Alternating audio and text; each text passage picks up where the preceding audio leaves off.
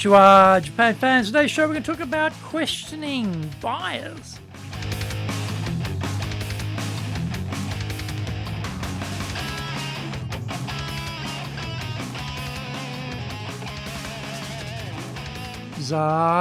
Eigo desu.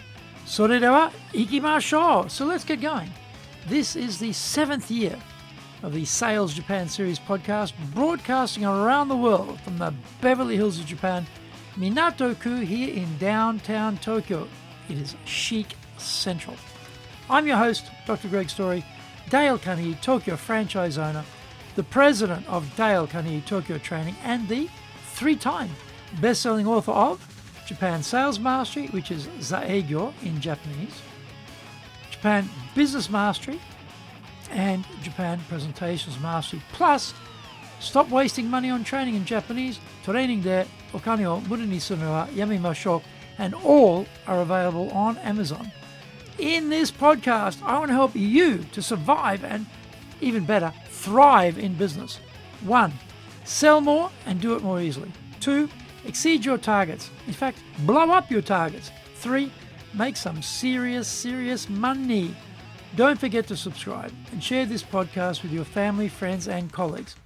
We are not being sponsored by Libsyn, but we value your privacy, which is why we have our podcast hosted by Libsyn. Unlike many other hosting organizations, Libsyn have a strict policy that does not allow access to your private information by anyone. Here is our daily podcast lineup on Apple Podcasts. Mondays, the Cutting Edge Japan Business Show podcast. Tuesday, the Presentations Japan series, and every second Tuesday, the Business Tatsujin no Oshie Show. Wednesdays, the Sales Japan series. Thursdays, the Leadership Japan series, and every second Thursday, the Business Pro Podcast Show. Fridays, the Japan Business Mastery Show podcast. Saturdays, Japan's top business interviews. Now, this is episode number 344, and today we are talking about questioning skills in sales. This was very frustrating. It became obvious from the client's email response that there was a sizable gap between what I thought was going on and the reality. How could that be? I'm an experienced salesperson with a solid track record of sales. I have written 2 books on selling in Japan, one in English and one in Japanese. I have had a weekly blog on the subject for nearly 7 years. I teach selling techniques as part of my job. What went wrong? In the email response, he clarified that he was only thinking of a very minimum role for us in the sales training process. Now, that was not obvious to me when we met and had our discussion. This is perplexing. I have been replaying that sales call in my mind, looking for what I did wrong. Where was the breadcrumb trail that I missed? The questioning phase of the sales call is crucial because if you don't know what the buyer wants, how do you satisfy them? How do you fix their issues, solve their problems? We know many salespeople don't ask questions because they are too busy going straight into the nitty-gritty detail of explaining their solution. Let's put it in simple terms.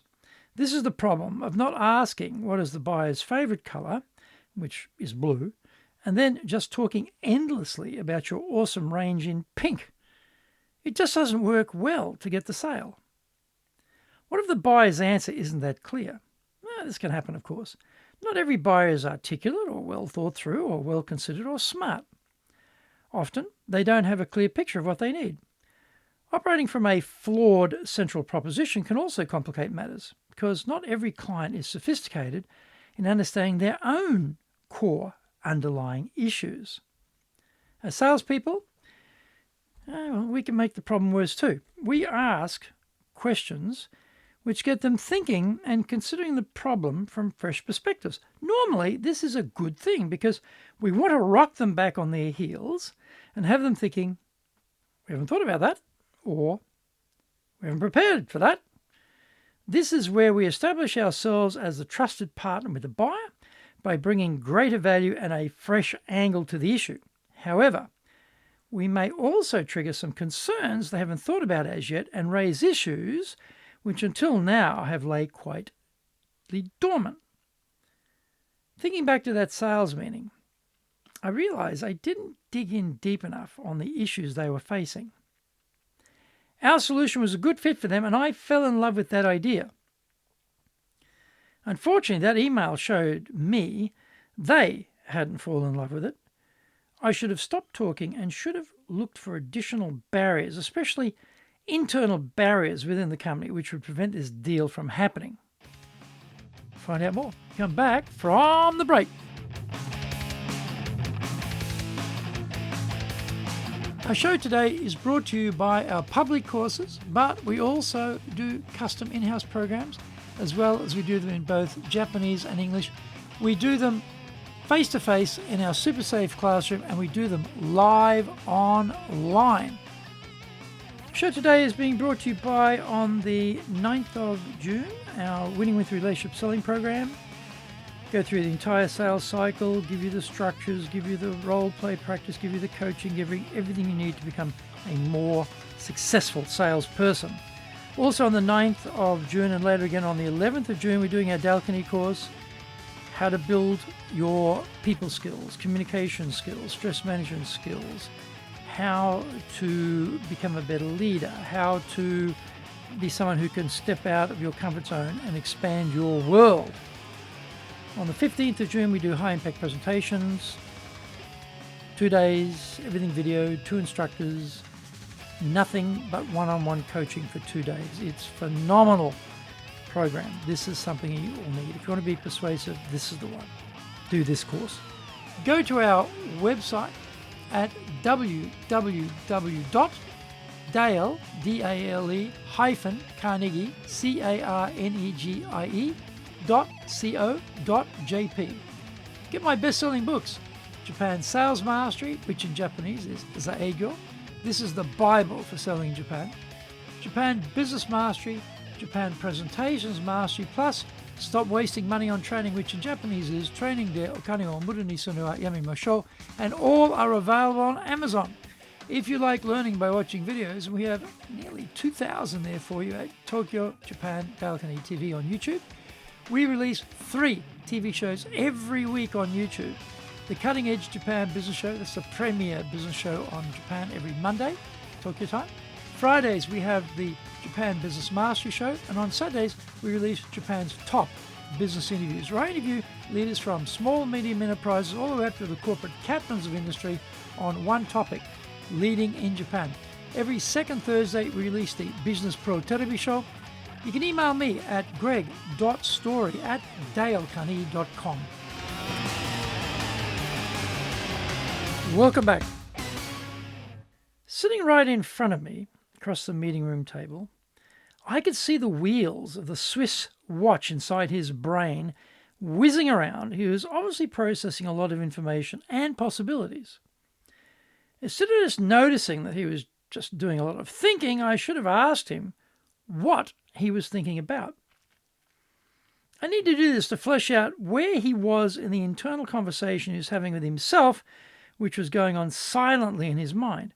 If I had said, "What is going through your mind at the moment?" that would have been a very disarming way of tapping into his thought process at that point. He may have shared what was holding him back from accepting my proposition. Instead of getting the rejection later in an email as part of the meeting follow-up, I could have dealt with it on the spot while we were face-to-face. I should also have dug in for areas where he had concerns about this solution I was offering. As I've noted, I fell in love with my solution for him because I could see how this would really help him. I was convinced myself, and that just led me down the path of more detail on how the solution would help him. He was sitting there thinking why this wouldn't work in their situation because he felt he could do it themselves to a great enough extent. Grant Cardone, the well-known American sales trainer, is very good at this. He challenges the buyer to justify making the investment of Grant's subscription video courses. He says things like, "How could you justify spending $10,000 to buy this subscription for your people?" It's quite clever, because now the buyer has to become an advocate for Grant's business. They have to justify the rationale and the pricing. He is flushing out resistance on the spot so they can deal with it. Maybe this wouldn't work in every case in Japan, but this buyer was quite westernized and educated overseas, so he could have dealt with this approach. Maybe A more local Japanese buyer would have been simply confused by the proposition. I'm still annoyed this one got away. Not for the size of the deal, but because I couldn't read the buyer well enough during the meeting and I made too many assumptions about what was going on. I pushed him to do something about starting the training in my follow-up email, and this generated his blunt assessment they could do it themselves and didn't need me. Ouch! I'll be more observant from now on and will question my assumptions more closely while I'm sitting across the table from the buyers in the future. Thank you for joining the Sales Japan series.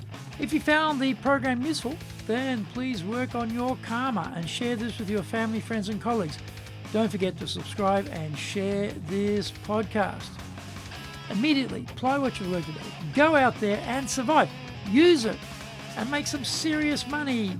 Bucks, dough, moolah, coin, dosh, lolly, readies, smackers, earners, and bread and honey. Remember, I'm in your corner, committed to your success here in Nippon.